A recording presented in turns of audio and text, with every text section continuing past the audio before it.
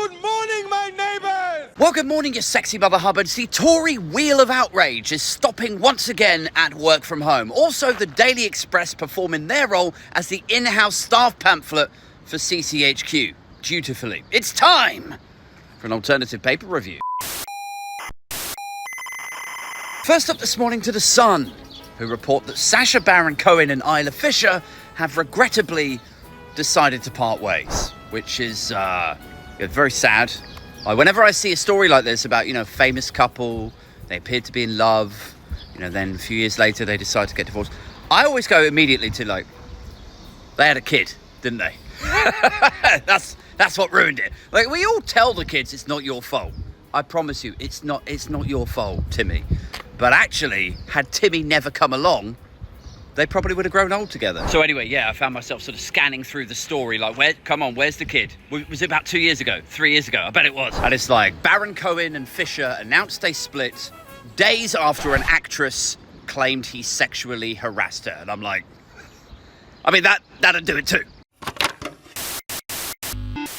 Over to the left-leaning but royalist Mirror now, with an ex-prisoner saying that Kate's bravery has inspired her. Now, it's difficult to put this into words. Let me try.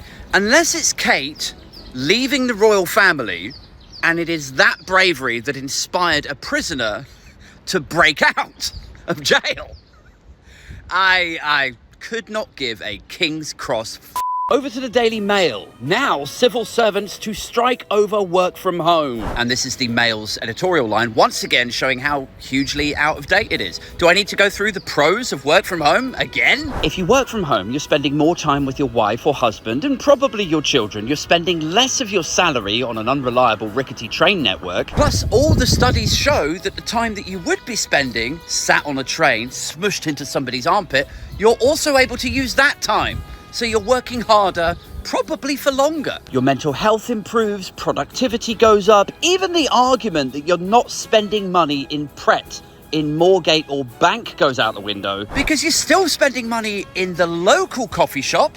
I used to go to London every single day. Now I don't. Now I go in 1 day a week. But I'm still buying coffees for myself. I still go out for the odd breakfast. But of course, none of this fits the narrative that the Daily Mail or Nick Ferrari or any of the other mediums of tedium wish to sow. And so, what are we doing? We're spinning the wheel of Tory outrage again. We're landing on work from home and we're it's like they present a question, we present the answer to it, and then they go wrong answer, try again. Finally, to the Daily Express. Prime Minister, buckle up.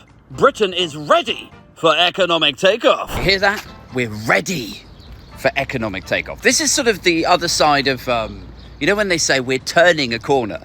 We're turning. We haven't turned a corner. We're turning. We're ready. These are deliberate words that they choose because then you can't kind of argue with them.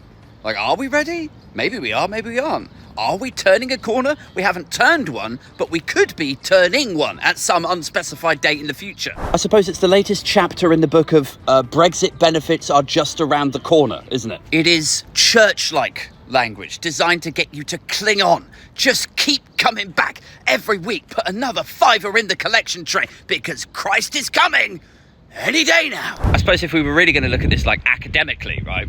You could take it to task. You could say, okay, so we're ready for economic takeoff. What does ready mean to us? What would necessitate us being ready?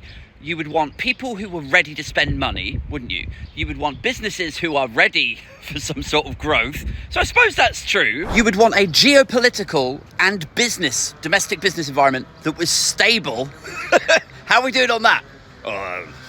It'll be along any day now, yeah. You would want to know that the current administration, with their hands on the levers of the exchequer and tax policy and all of that, you would want to know that they were still going to be here in 6 months or a year.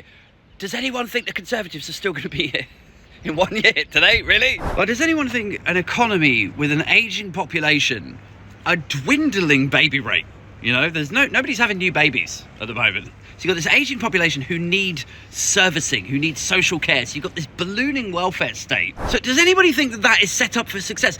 When you put it against the backdrop of a lowered immigration, we need immigrants to service the UK economy, right? But they don't want immigrants either.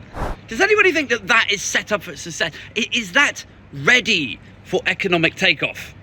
I would put it to you that that is ready for economic takeoff in the same way that I am ready to have one filthy night with Mia Kunis.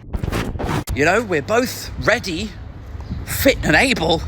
We're ready for it, but is it going to happen? Probably not.